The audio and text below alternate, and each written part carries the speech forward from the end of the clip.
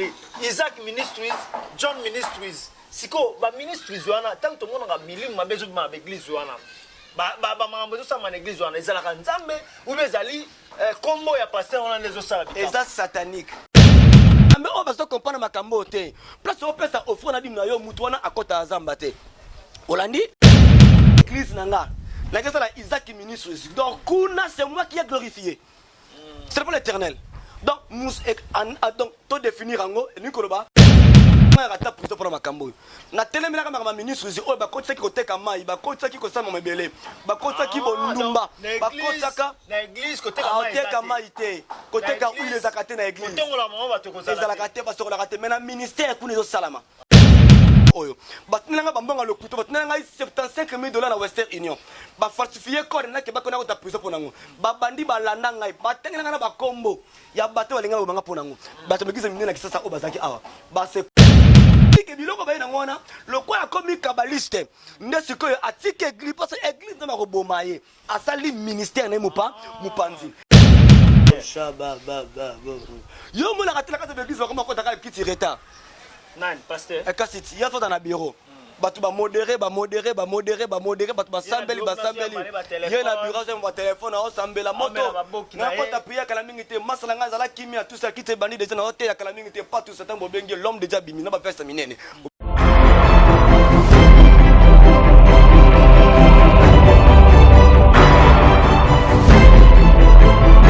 to pesi bino mbote bino ba bomesana kolanda biso na entretien ba émission ba magazine oyo tuyakana yango epana bino bozali baike kimela kolosima sia eumela o mabota mabino merci na DG na biso Bijou de France depuis France nzamba pambola yo na bandeko nyonso ba kolanda biso papa Didier et merci également à mon partenaire privé François Fwamba depuis Suisse vient nga kati bakisela raye marambo bien ponzambe bonsoir marambo kitoko za roya merci également à El Chantomaton de la Switzerland maman na Christian ainsi que mon vieux Guillaume Zouré Fwamba, sans oublier JP Panda, Mobile Mbinga, Mobile Swag. Merci et félicitations. Naliba la Vienne en a 4 JP Panda. Merci également à mon vieux Sylvain Diessa, na Suisse Bibliothèque Vivant, Babi na Suisse Yonde, Kolobuku, Maël Tilelo, Eko Bakisama, Seko Bakisama. Merci. Vous allez bien, merci à Glody Messazan, à la caméra, pas à quoi sur réalisation. Il y a une mission qui toque au Tkatopesa Matondo P. Bonjour, Mote Yafimbo, na Darlene Makoulou, la femme du chef, Big Salutation Ayo, chef Pazoaye, le Sako, pour Mambawe Kendarabongo, je dis que c'est la qui toque Darlene Makoulou, la femme du chef. Lelo, Tozana Masolonine, Ote, pour Nato Sombikini Amakasi, Toko Tefela, Nazalinga Morote, na Plateau Nabiso, Nazali Bongo, na un grand homme de Dieu, l'apôtre Isaac Longa.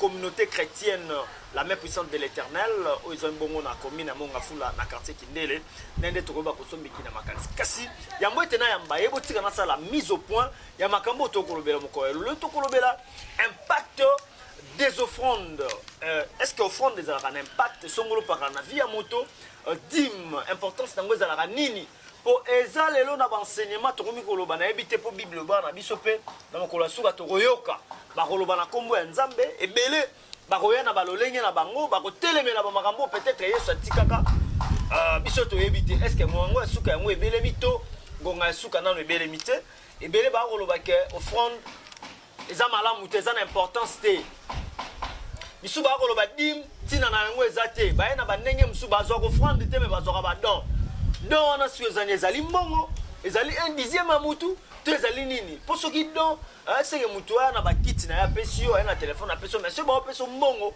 botika koloba ke offrande eza na importance te alors tokoluka toyeba badon na baoffrande eza eloko moko ntango oboyi don ntango oboyi offrande seke il faut boya mpe don ntango oboyi offrande okondima don seke okozwaka eloko moko bayolo na ndenge mosusu bao bakozwa baoffrande bango nde baosala lolenge okolo alobaki to bazali banda ya masano voilà invité na biso vraiment spécial apôtre Isaac Longa alobaka bien na part nzambe tokoyeba kosombiki na makanisi na ye na rythme ikoke lokendo ndenge nzambe alingaka eza kitoko bana nzambe place moko to mibale basanga na koma nzambe nzambe azalaka ta bango toyebi nzambe azali awa nyonso tokoloba ezalaka na part nkolo. Shalom l'homme de Dieu. Oui, shalom bien-aimé John Famba. Bonne santé. Santé malamu na ngolo nzambe azo contrôler nyonso zo batela na sire ndengo zo mona yo moko nzambe aza na contrôle nyonso. Voilà, nzambe aza na contrôle nyonso apôtre Isaac Ilonga biso toyebi au moins kala ezana ba misusu to misusu ba yebi yo penza te ba to balandi yo kaka lelo na émission surtout na chaîne Kitoko Tropique Info et nino ko yebisa bango yambo te to kota na kati ya masolo na biso to mituna miki ya émission na biso baza la branché na zone de maké ezana lipo ezo kabwana kala mingi te parce que à chaque moment on nzamba lingaka loba alobaka pona mutu nyonso te. Il y aura toujours une catégorie d'un peuple choisi selon sa destinée afin qu'il ait le bel bango. Donc émission Oyo, na zone du maquet, on a destiné à le début jusqu'à la fin, mais à bénéficier d'un mingi vraiment. Voilà, à bénéficier d'un mingi, mais pour tout côté na 4, il y a les solos, na biso to kolobela le thème, na biso maman na likambo, auto kolobela impact ya offrande to ba dim. Na lingi na to sauter moi mkepo ba ndegobela na poto ba ko na biso bango balingaka mingi.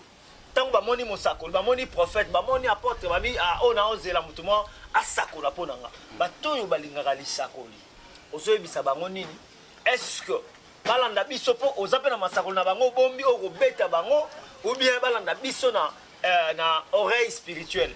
La Bible dit c'est poussé par l'esprit que les hommes parlent de la part du Seigneur. La prophétie c'est le parler de Dieu. J'ai toujours dit à plusieurs reprises dans ma émission Ebélé que Dieu ne prophétise ou pas. Dieu parle, maintenant c'est l'homme de Dieu, le messager du Seigneur, de Azuako Sakola. Alors comme l'Esprit de Dieu est dans sa totalité, na zone di make moto nyonso ozana contact na biso ozana posa ya nzamba lobele a lobela ye parce que a lobeli bande ko be na Amérique a lobeli bande ko be na Europe na a lobeli bande ko be na Asie donc bande ko ba na biso o ba ko zala ba garder à contact na biso même après émission na ko benga ba ko zaba orientation prophétique de la part du Seigneur et puis nzamba lobela bango parce que la prophétie ezali bakambo nyonso e batama nezobima parce que na benga ngo la man caché maintenant c'est la pensée de Dieu qui m'a dévoilé voilà donc qui bon prophétique de Dieu. Voilà, merci beaucoup Bozale Belé, Ndegonabiso Ewin Kayembe, papa na bébé, big salutation à sans oublier frère Blaise Mvumbi. Ah to Bozala wane Belé Belé pour na boyo kanino nzamba koloba na marambo to na ngolelo. Apôtre, impact ya offrande. Est-ce que offrande ezalaka na impact moko boye na vie ya mutu? Est-ce que mutu akoki aza obligé à kofu ya kopesa offrande na ye et a kopesa yango wapi tango opesa offrande a kopesa yango nani talisa biso na to définir biso na beaucoup c'est offrande ndeni. Voilà, merci beaucoup. Je crois que si j'ai oya offrande et ça enseignement moko vaste pe ekotisi confusion na bato belé ba te yango mabe bato belé ba rendre bato ba incrédule. Nous avons fait des offrandes à cause de l'enseignement et désorienté et ça que nous avons comme incrédule. Or, ce que autant dans le livre, il y a Malachie chapitre 3, verset 8 à 10. Dans Malachie chapitre 3, verset 8, il y a un homme peut-il tromper Dieu? Tout une question. Est-ce que Moutou a koko sanzambe? D'abord, réponse c'est clair. Non, Moutou a koko sanzambe. Pourquoi? Parce que Nzambe a sonné le cœur et des rêves. Donc Nzambe a eu la profondeur. C'est que Moutou peut sa offrande d'été, mais Nzambe a sonné qu'à sa offrande d'été. Et ma commande de maison apporter dans ma maison. Abi pourquoi Bozoko Sangaï n'a pas dim, n'a pas offrande, n'a pas action de grâce nabino. Dans Malachie 3, verset 8 à 9 à 10. Et Azol va se boyer. Alors, bon, mais mananda kunanga. Dans ma maison, vos dîmes, vos offrandes, vos actions de grâce. Mais dans ce nango azoloba, alors bien afin qu'il ne manque point la nourriture dans ma maison. Holandi, natina ete na ndaku na biloko moko ya kolia ezangate. Ce que Dieu est esprit selon Jean chapitre 4. Parce que la nature de Dieu c'est l'esprit. En Nzambe, aza représenté na bateau ya établi. Yango azebisa Moïse boye. Alors que non, je te ferai petit Dieu devant Pharaon. C'est-à-dire que lorsqu'on voit un homme de Dieu, on représente azo représenter Nzambe, au mona Nzambe katina ye. Alors Nzambe azeba ke ba offrande wana. Et rokena kata temple nanga. Et na kata temple nanga na zala bateau oyo nga na tie wana. Bazawana juste pour la recevoir ba offrande au bino boko ya nango. Donc l'offrande, les offrandes et pesami na kata église. Alors on le ben na définir offrande nango ezanini. En général offrande batu mingi basali confusion na point offrande oil. Et belé ba le dit que don et offrande té. balobi ke action de grâce ezofrandité balobi ke dîme ezofrandité nzokande ezali ba répartition ya ba mot mais en réalité en général nio surtout tout pèse pas ya nzambe yeba yango que na ba dîme na ba action de grâce na ba don volontaire na ba offrande du péché tout ça fait partie des offrandes yango mona kati likabo yango mona kati ya scientifiquement la définition ya offrande babi c'est tout ce qu'on l'offre à l'Éternel tout ce qu'on donne à Dieu ni babenyango offrande donc muto apesi bakiti apesi offrande muto asombe nzambe lopango apesi offrande muto comme na tanga offrande bolobaka non mona to pesa offrande du prophète sikoyo to pesa offrande ordinaire tango baza ko répartir yango bongo wana eza ba surnom o yango ezozwa par rapport à ba étape na kata livre il y a Galates chapitre 6 verset 6 balobi que non babé Galates 6 balobi que non partagez tous vos biens à celui qui vous enseigne la parole du Seigneur mais tout ça la nzambe ka ba symbole mon frère John to pesa nzambe pa ndenge makamizo senga bisote babi partagez tous vos biens mais mutu moko te à cause de dîme de la kata banque na ye akabola 5000 apesa nzambe 5000 apesa nzambe 5000 etka na 5000 c'est difficile moni alors la kata ba principe yango tant bazo le bladi ba benyango 1/10 c'est que mutazi 10% ya revenu na ye ya salaire na ye ya récolte bilanga na ya musana ye ya bachana ya salaki ya vente na ye apesa ngo siko nzambe alors ezala biloko mususu oyo ezo senga na ba critères ezala respecter pour que ba offrande ezala honoré parce que proverbe le dit que non honore ton Dieu avec tes biens donc nzambe tout ça qu'on honorer nzambe na ba offrande na biso pe c'est important mais il y a des messages et désorientés dans nzambe ebele bazo comprendre sous-souté pourquoi faut ka ba pesa ba offrande alors bato musu ba telemeli baninga musala bitenga na senga offrande te tanga zoboya ka senga offrande te mazaka ba don abike moi na kati église na ngai nda panya libonza ezate na kati ya TV azoboya ko lakisa ka zaka mabonza mais na kati ya CC ba sala ba na kati église na bango ba récolter ba mbonga bazo pesa ye asali ba commission na kati oh ba commission nyonso wana ya soutien église ce sont des offrandes parce que muto azo pesa na part nzambe a pesa ka offrande donc comme nyonso ko kozwa forme tout ko pesa yango mais en général ce sont des offrandes donc nzambe na biso a tie ba sai na yo na ba travailler ayebi que moko na moko na part na ye parce que ko remarquer ton femme nzambe ça ko interdit na tribu ya Lévi na tribu ya Lévi bi besoin ba ke Lévite moko te tribu ya Lévi bazwa eteni ya mabelete na ningi bana nzambe partout na monde entier ba ndibiso ba comprendre le ko bien nzamba za ko interdire peuple o ya tribu ya Lévi bazwa partir ma ba salate abibo pesa bango eteni ya mabelete na partage na kata livre de Deutéronome 18 verset 1 à 3 ko benyango les droits des Lévites alors dit que tant bokabola mabele parce que na kata Israël mabele nde ezali richesse donc ponction de terre neza eloko oyo mutu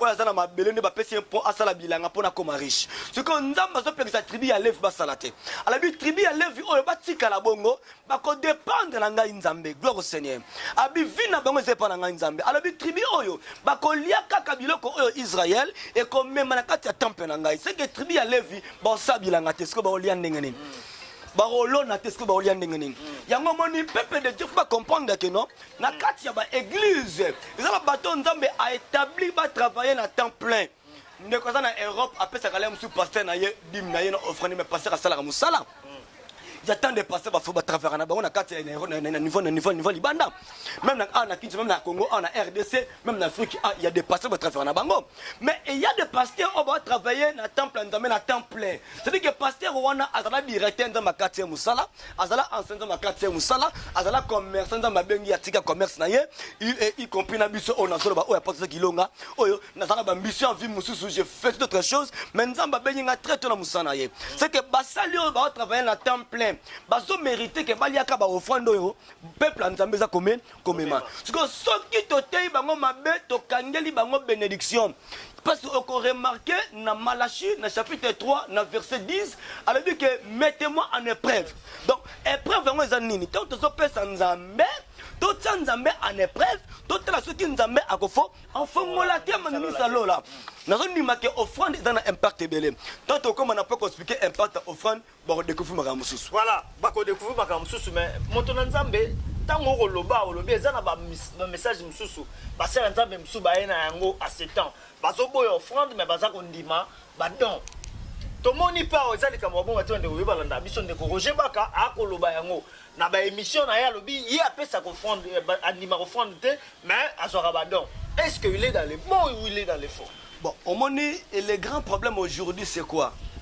Batuminge bazo comprendre le pourquoi il y a ça l'ensemble minge baza ko enseigner mais peut-être makamuso eza fondé. Au moni Bible oyo ezali strictement interdit ya kobakisa pe ya kolongola. Mais le grand problème, c'est l'explication de chaque pensée du verset. Okay. Verset Nio surtout est caché un mystère profond de la part du Seigneur.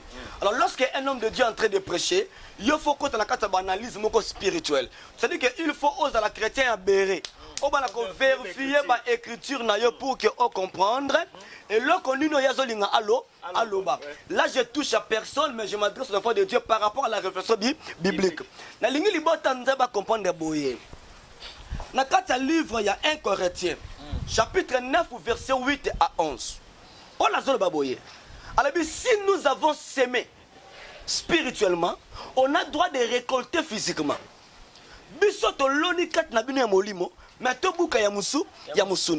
Alors, dans la loi, Moïse dit ceci. On a Paul dans la loi. Offrande de l'Ancien Testament. Dans la Nouvelle Alliance, c'est Zaté. Dans le Nouveau Testament, Zaté. Non, mon frère, non, ma sœur. C'est archi-faux. Vérifiez les Écritures. D'abord, on a souligné Boye. L'apôtre Paul, il y a une colonne. Il y a église, on a mis évangile dans l'église des nations. C'est-à-dire que ceux qui apportent Paul a été quitté. À ceux qui appellent Wanate, et c'est difficile pour nous aujourd'hui, l'église des nations exister. C'est-à-dire que pilier la buisson, les apôtres, oui, bien sûr, mais apôtre Paul a contribué beaucoup. Nous connaissons parce que apôtre Paul a été Brana Matéa Kate. Tant d'autres à Kimba Matéa Kate. Tant d'autres à Moutoumoko Ateka parce que n'existe même pas. C'est-à-dire que non. Colonne a dans l'église des nations, ils allaient apôtre Paul. Alors, Moïse a dit dans la loi, on négligeait un homme mettant à ce bord la mabelle. On a combien de 1 Corinthiens chapitre 9, autant a verset 7 au Kiti. Tu ne musoleras point le bec quand il fout le grain. Tant à l'on, tant à l'on, tant à la mabelle, alors on quitte qu'on négligeait un homme. Babi Dieu parlait de nous.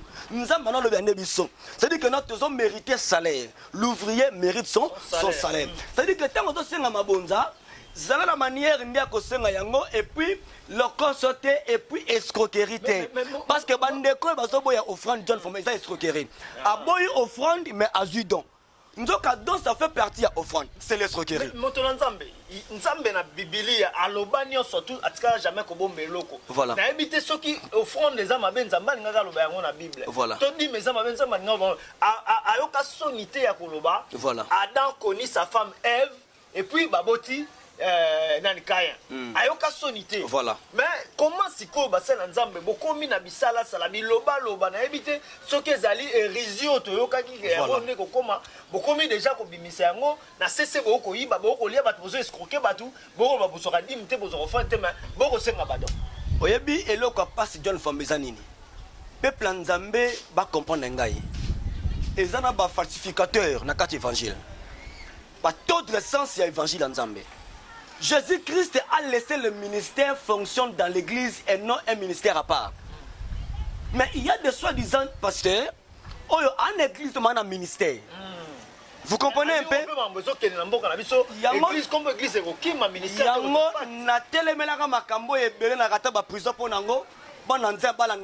Très bien. Dans le bac, il y a 4 ans, 5 ans passé que l'évangile vient des juifs et non des anglophones.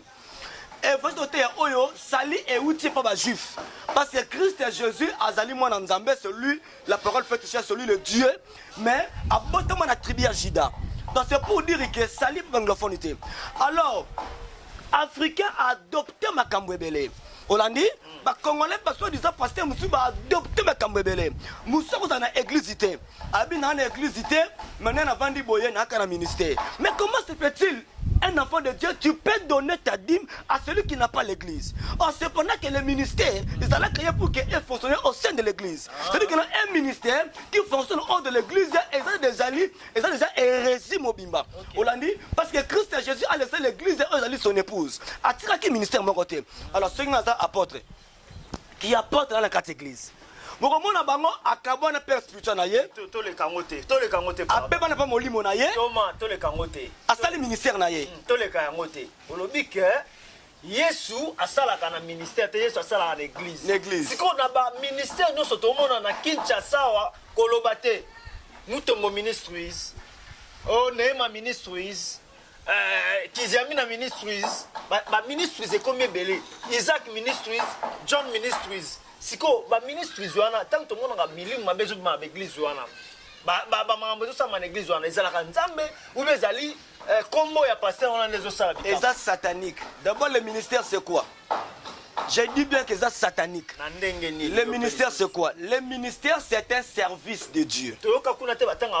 Yango na zolo bati. Dans le ministère c'est un service ya nzambe ne yango ministère. Dans le vrai sens du mot. Maintenant, le ministère est là pour l'édification des saints. C'est pour la perfection de l'église. Hollandi? C'est que ce que moni mutu na vandi benga pas Isaac Ilonga. Na tiki lelo église nanga. Na kesa la Isaac ministre. Donc kuna c'est moi qui ai glorifié. C'est pas l'Éternel. Donc donc to définir ango ni koloba musala ya Isaac. Olandi na linga na onte bezali. Donc ce que John ministre c'est là veut dire musala ya John Famba. C'est que tant ya ça comment Fulani ministries. Dans le ministries. Fulani ministries. Cela veut dire que quand on a ministère na yowana, yenda à la haute. Ministère amen. Mais yenda à la haute. Donc pour vous dire que au moment le lieu de ça la passe John Famba. Comment on a biso na ba âge de oyo. Tu vois déjà la peine à moi na temps et belé to ça dans pendant 15 ans 20 ans dans Zambie belé. C'est qu'il faut muto ça la calcul comment on a ailong na ngai alongo la 20 ans dans Zambie ça qu'appelle na âge nini. Maman comprendre que na to ça la 21 ans pour na banga nzama bomanga.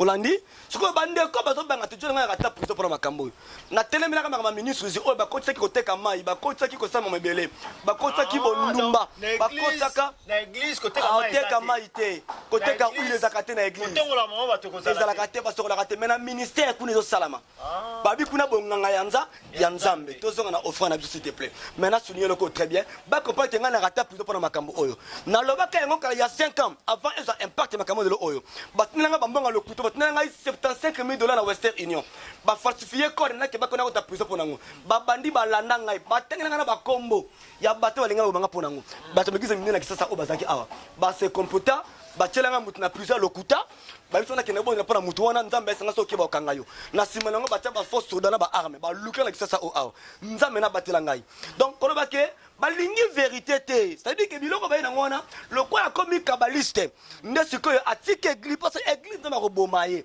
asali ministère na mupanzi et puis biloko mingi ezo régner pourquoi baza ba envoyé antichrist ce sont les cadets de Goliath le petit frère ya ba philistin Hollandi, baza ba neveu et ba philistin.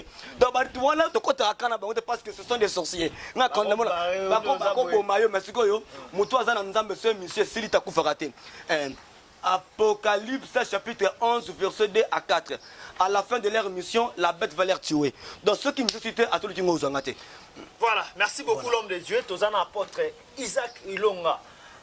Mona nzoto mikie mais bonzambe za na ndenge osana te olukilisa koliko ozwa yango peka ndenga za wana moto na nzambe par rapport à biloko nyonso to lobi oyo wana ezalika to ezalaki page to fongolaki parenthèse to fongolaki pona koyeba na bato nyonso to ba kabaliste wana nyonso to ba olia bo offrande ba okosa yango ba changer yango modèle mais za nango offrande sikawa soki muto opesa offrande na ye vi na ye kozala ndenge loto moni bato bele ya toma ba sali pe mission kwa babino batu ba pesa bo offrande ya danger momona mwasi na poto abala raté mobali azwa mukanda te mais à se sacrifier ko pesa bo offrande n'est pas ba pasteur kaka na Congo abaleka na télévision suka na yango mutamona changement ezate siko so muto pesa offrande na ye il faut yemoka za na ndenge ni en fait offrande na ye ezala agréé na mission nzambe d'abord eloko mo est bien au lobby wana ke muta pesa offrande na ye mais na poto akozwa mukanda te apesa offrande na ye libala azozwa te apesa offrande na ye azobota te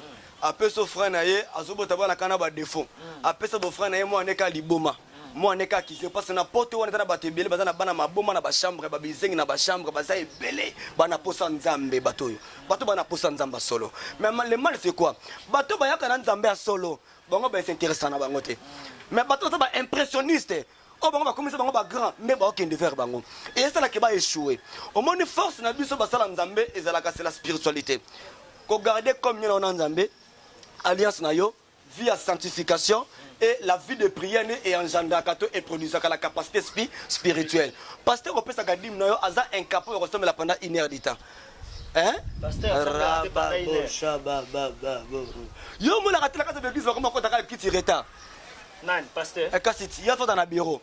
Batu ba modéré batu ba sambeli ye na bureau c'est mon téléphone au sambela moto na kota priya kala mingi te masala nga zala kimia tout ça qui te bandi déjà na hotel ya kala mingi te pas tout ça tant bobengi l'homme déjà bimi na ba festa minene obeta tanga tele mbeti bandi ba français au moni dissertation wana nzamba za te John Famba olandi siko bana nzambe o ba so comprendre makambo te place o pesa offre na dim na yo mutu wana akota nzamba te olandi aluka nzambe te à se privacater dans ma cambébele pour que à la capacité spirituelle va comme limité non mon professeur comme fabriquement qui on est côté et comme imagination et matinga la moté maté Dieu ne t'attend pas nzambe alobaka na précision avec exactitude donc c'est important pour na bana doit comprendre que non nzambe bazali offrande ils en a impact mais la point de chose savoir que non on peut ça pas ya nani o alia ko offrande peut na église ni nini olandi bateau ba pesa offrande Thomas. Est-ce que vous avez des témoignages? D'abord, je salue la famille qui est Mobimba. Je suis au niveau de France. Ma sœur Kiama, Bibi Kiama, est maître avocat. Nzamba Pamboulaye. D'abord, Azana problème niveau ya poto batia kota ngana awa to sambela abota mapasa. Mais gloire soit rendue ya Dieu nzamba linga ki abota mona moko moka kufaki. Olandi apesa nga bofra na ye na liaka mbonga mutu pamba te nzambe pardon. Au moins so ko fond na batu John sambela pona mutangani. Ezaka malédiction au fond de mona. Eza bangambu John Famba. Siko bana nzambe bazo pesa ba offrande pasi ba pesa bazo pesa te. Ce qui na zo fond na mutu na komi censé ko sambela eza komi conditionné. Faut na sambela pona ya amana boka de pona menanga samba te nzamba samba ka John Famba si muta pesi binga zo zoate amona ka nzamba za soute au compte escroc olandi alors offrande ils en a impact pourquoi aux livre ya Juge chapitre 6 Gédéon ayo kutana nzambe azobisa nzambe boye wana Gédéon na Juge chapitre 6 verset 25 tant nzamba bengi ye vaillant héros Gédéon a compris que nzamba zana bango longo a tel sin nzambe ba problème na bango a tel sin nzambe comment ndenge bazo souffrir pourquoi ba passer pourquoi et la Bible dit que en fait Gédéon dit que non na kendete na kete maintenant zonga na za offrande ngana memela nzambe et ma communauté Gédéon a pesi nzambe likabona ya offrande a pesa lipa. Merci Jésus. Gédéon a pesi nzambe lipa maintenant elo ne salama a pesa lipa na ye mais autant dans le livre ya Juge chapitre 7 verset 13 lipa ya Gédéon est comme épée. Dans le livre Juge 6 25, j'ai déjà perçu offrande à lipa. Et comment épée? Na quand banguna na quand bamandianite, ma comme le but que moko na bango azolo tandoto. Pendant azolo tandoto amona gâteau moko ye ebuka tante na bango. Mbala moko interpréter alobi est-ce que gâteau oyo moni ebuka tante e kwa si cannabis. Yango za épée ya Gédéon te. Njoka na Juge 6 25, Gédéon appelle qui offrande de pain nzambe ya lipa. Au pain d'orge ya Gédéon et comme épée na kabanguna na ye. Donc offrande et kolongi sama on a bitumba, ma sœur na bitumba, papa na bitumba, na ba combat contre ya vie, na ba louer établir famille na bondo qui na malédiction. Offrande peut changer. Yango moni même kanda nzambe. Offrande ezaka mbongo te. Offrande ezaka mbongo te. Offrande ko et bongo siko mutelenga somba 50 chez une église. Yazaka na potentiel mon rotina mbongo te.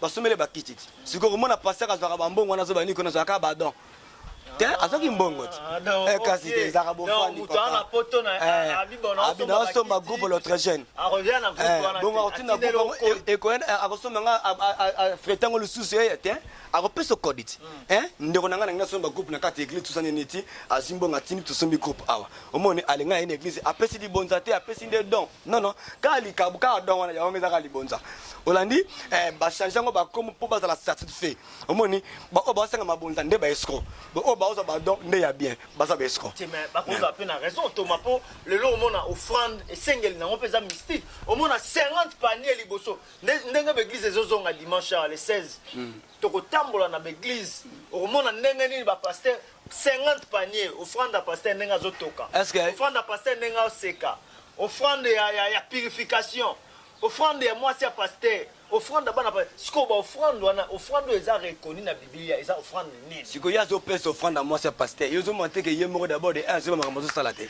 offrande à pasteur ndenge azotoka ezaka ba mfutima bamfutaka bana te bapesa bango po yo tyo nene eza nzambe biso na nga sina senge mpona bakopesa te église nango asengi ofanda veste église nango bakopesa te pourquoi baza enseigné soki osengi ofanda motoki na église nanga bakopesa te na église ya nzambe place nango kamba pardon na rectifie mo église nanga te église place nango kamba église eza ya nzambe bana nzambe bakopesa te po ndambo nazokamba wana tie bango bien omoni bayebi valeur ya offrande po yebi la manière dont il faut donner à Dieu omoni mais ya bofrande bafalsification ya kosala bamontage mpe kozanga tina bakopesa te offrande asuli ya pasteur non c'est pas ça que là tu as ma bête ta pasteur nous t'avons comme la pasteur asuli mais ko senga ngote ko mabonza ya asuli ya pasteur eza sensité omoni mais c'est important pour la bana comprendre que non offrande eza na rôle makasi offrande d'Agedayon et changer la situation ya vie na bango elongisa bango olandi no apesa offrande kana nzambe kita obi ko offrande pardon pesa laka eza mutu muso sazo bati pesa longa bazeme belé azo na nga très bien mususu a escroka mwana mobala batu mbonga kima akoma na poto na mbonga ko kima ya batuti olandi asenga nango poto a confesser te apesa offrande sacrifice moko te fini que malo compliqué ana posa assemblée la nzambe oui te ba osili ba koyoka ngai bana nzamba ba koyoka nga puka parce que akokota langa a contact na sunga e pas ba problème lola tana posa mona aozo mona te sumanga moka sala omoni musana biso ezali pela ko ba vérité ce qui a caressé le peuple, oyo barobika te John Famba. Olandi, de yefa yebake, azana ba devoir osana pour que nzambe mission nzambe s'accomplit pe amona bilaka ya nzambe. Olandi, muso azana ba erreur rebelle oya sala et puis c'est qu'ils ont canoté le oyo. Ce qu'on a essayé ngaye avouer, à confesser, à petit au fond nzamba ça OK les mawa. Bon, merci beaucoup Thomas. To pousse à l'école on a sous émission na biso. Voilà. Tant penso ça biso défaut mais en réalité, l'on église na biso eza na poto comme na Kinshasa. Tout en place monsieur Barolanda biso tozana ba catégorie ba tunyoso tozana ba criminel l'église mutake asali ya buli na butu na kindumba aye na mbongo wana apeso offrande est-ce que nzamba koyoka ye ezana mutu akendaki a escroquer mutu aye na mbongo na ye apesi na église est-ce que nzamba koyoka ye nzambe ayokaka offrande ya nani pour mona passer pas insister pesa mbongo na yo pesa offrande na yo nzamba kosungu etika les amama nzambe. Oyebi pourquoi na banda kolobake mutu asali mabe avoué te olandi asambela te asenga pardon te apesa offrande te mona wana banda ntaki liboso ko avoué la Bible dit ceci c'est lui qui avoue ses péchés les délais c'est obtient miséricorde olandi Proverbe 28:13 donc mutu abimisi mabe yebisanga c'est ko ndumba accompagne na sali mabe poti aya na église wana azako reconnaître que non azana créateur moko mais si lui wana continue kaka yona ça baté c'est que eza faiblesse il faut que pasteur bana ko enseigner ye nga zala bandumba abonga mitia base belé parce que bien na bon marché na bi que apesa offrande comment apesa na ye apesa offrande na ye azoka enseignement na ye olandi enseignement ne fait la place kat na ye parce que bise apesa offrande ka osambela te donc au bien l'église on sort bien na carte église comme na péché. Parce que comme le serviteur a osé bampate ba brebis avec le bango libanda. Olandi. Donc Christ ayaki akufa pour na batamabe. Donc on est censé qu'on recevoir bango mais yon était ya bien. La Bible dit honore ton Dieu avec tes biens. Même nzambe na yo na bozui na yo. Olandi. C'est que sur sa bozui ça bien té. Tant dans la église. Parce que la prédication a des étapes. L'église c'est le comme moi na botami. Olandi. Il faut peuple sur une église wana. Na débit église na yo tant que l'église na débit au peut enseignement nini Olandi après 5 à 10 ans enseignement nini baté bazoya sima il faut guider par l'esprit parce que nzambe ayebi peuple vendu wana ndumba a une église lelo oyo bayaki 4 5 ata toza 1000 personnes d'église mais nzamba alobaki alobela o lelo Dieu est capable de pesa nga message pour na ye ya ko pesa nga enseignement te ya pour que bonga na motema le mal est que ce pasteur a été mabe ba tuka la ka bongo Olandi et puis nous avons un nduma muso azaka nduma mais ayaka ko taka prière pe jumsu na biso bango tona retraite ba ko ti retraite obi ki ba tika babala na sa bango 4 bandumba le ko sa dintena bango na ko tanga bona TVT Olandi nzambe la nga pambola bango makasi parce que lelo obana wana bavana ndaka mabala adinga très bien ce que son bec na tena benga na bana oba sambela te pe basi bala ya bien et puis lelo o mona ka porte bola matoyi awa atobola amisa tout mais alongola biloko na tout ça ata rappelle madouce tikala Moni, et puis ce qu'on s'est là parler par langue, mon lit peut quitter lié. Donc pour vous dire que ça peut plan Zambé, c'est important, yon était bien. Donc, nous, on est censé de prier, d'intercéder pour le peuple wana afin que Nzambe azabi secret na bango. On a dit, bilanga pe ko la jeune femme parce que là dépend na nous za ko arroser yango. On a dit hein, et quand la grande moko ma belle ngeko fona mais so ko arroser ngo bien écoli. Azali nous so ko teye bien bon na motema. Donc, c'est important, repentez-vous quand le robe de Dieu est proche. Ma bonne ta ko pesa na ye. Mais c'est important, ay ba par yanza Nzambe. 10 paniers balongola ou bien bachaka panier moko panier nini offrande vous allez ndenge nini pour muto à côté église après offrande pour comment na ba système nga ba pasteur ba pasteur vous na ba système ba tactique okobanda ko bimisa avec c'est mo lembi simundimi at pasteur azolo atovana na malwe ko vana na kiseso John ko biloka boyete les ana mbanzalemba ba biloka boyete pour kopemisa bana Nzambe église ana mbanzalemba pasteur aye alobi pesa nyonso to ozana yango. So il s'agit que ne makolo, peut ça on peut ensemble que ne makolo. Mais il y a robima côté na jeep na accueilli, on dit ba bandi ko question 5 mbongo na nzala futé la transport. Siko mutu apesa ki mbongo tu wana atinga bo pamba futé na na zoba. Mais pasteur alobi liloba soko yoki pasteur yoki nzambe. Na lobi ba chrétien ya béré ba banga Paul té. Hein? Pasteur moko te na kati ya monde awa, alekaki Paul na évangile, c'est pourquoi que Paul a maté na tout le ciel. On a été ah non, si mara maté ya Paul. On dit, ça dit que il faut a vérifier chrétien. Dans Matthieu 18, ils ont un serviteur, oh mais comme si bango moko basiali. Muta benga yenzambe te. A comment pasteur pour na pire vient à pasteur. Le quoi la modérer une église wana vient ya monika ba rumena ye mo société parler me futa comme ça pasteur. On dit, Moussa comment pasteur passe rien en bongo na ye. Mais on a vu à Kinshasa combien de dématifères dans l'église. N'est-ce pas ça? Banani? Ba dématifères. Oh baluba. Ba c'est belé parce que l'église. Hein? Combien de patrons qui n'est pas trop, qui partent dans l'église, moi, le l'église, tout ça. Il y a des partenaires qui sont pasteur. Moussou maintenant à haute tête, on est en tête, on fait la diacre. Mais à comment on est pasteur? Au moins, un pasteur sans message. Mais il est pasteur. C'est comme Moutabon, on a 12 planètes comment parce que à la maîtrise de l'évangilité. On dit, un peuple sans révélation, c'est un peuple sans frein. Il y a un moment plus tard d'église na bango, bon, on a scanné le Rosalama. On dit, c'est comme on a une influence.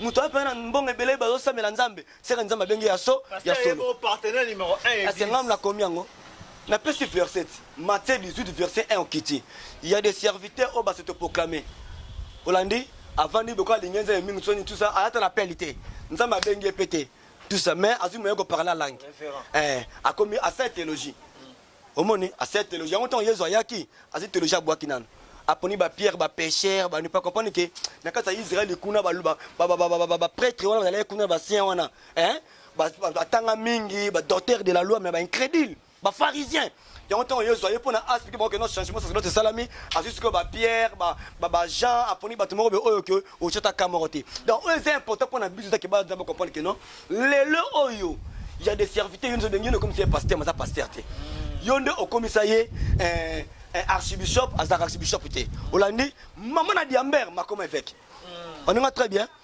maman a diamber comme évêque mais nous sommes mumeli bangi na niveau moko okoko sakate mais comment un évêque mais comment un prophète mais comment un apôtre c'est bango ndenge nini muta protesti bango eza mutute bango baza webi un pasteur qui n'est pas appelé que devenir un pasteur c'est un criminel on est très bien oui à celui qui est côté mabe aux criminels.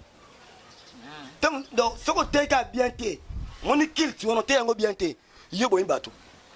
Donc, c'est important pour nous comprendre que non, les gens qui sont en Zambie, suite il y a qui intérêt na bango, besoin na bango tout ça, mais parmi les faux, il y a aussi des vrais. On nous a bengi ya solo, c'est un peuple en Zambie pesa bango confiance. Ndengo za boye Thomas, pour toujours chiter. Ce qui mutu moko boye, après souffrance na e, quand ndenga la debiso boye, ayi na ba problème sérieux.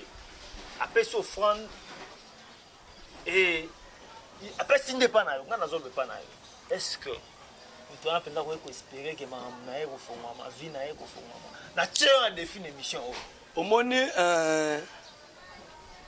ma commande Zambie sur le babou la main de Dieu n'est pas courte il y a ça en Asie en Europe en Amérique en Afrique en partout en Océanie besoin d'abisso ba retenir boy acte nyonso ya bienfaisance nzamba futa ngona sima après ça dans le émission au awa tout ça nous en orphelinat OK oh ils en a départ ils en a débit et cet orphelinat wana elle a posté soutien Nana plus de 23 enfants. Je n'ai pas de moyens, mais ça acte est bien faisance. Voilà, réalisation côté là déjà image wana, ouais. Voilà. Lobaka image wana, oui. Donc bana ozomona wana na ba bébé ozomona wana. Bana posa soutien ndeko wana. Yo kala simbongo ndeko na kotinda ce que zili bana au place. Parce qu'on ndako batolo ezani. Mais cette place bazola lati. Kana sebo. Bazo okomona tapi mo bashi mo totaka bashi mo wana to zuma de mus to tche tout ça parce que ndenge bazala ko liala bango ya pamba. Hein? C'est écouter. Yambongo mukete. Olandi, ce que muto appelle son frère na ye, on l'appelle sa pasteur oyo ke no kota lango ba.